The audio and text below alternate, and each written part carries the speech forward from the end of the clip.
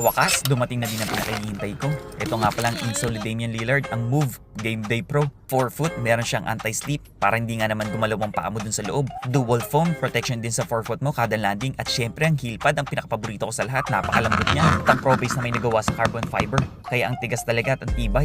Tingnan mo, kahit anong gawin ko, hindi talaga siya nababalit. Tingnan niyo naman kung gaano kalambot talaga sa heel part, grabe kung mag-bounce, diba?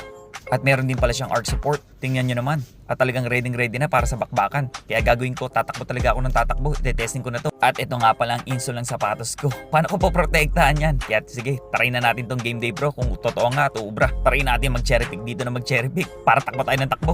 At eto na, simulan na natin. Umpisa na nga kami, kalaban ng mga high school. Syempre, itong mga high school student, takbo talaga din ng takbo at mapapalabang ka. Pero syempre, kahit manong na tayo, hindi naman tayo papahuli dyan at papatalo. At eto na nga, talagang tinetesting ko kung gaano katibay at gaano ka-effective tong Game Day Pro.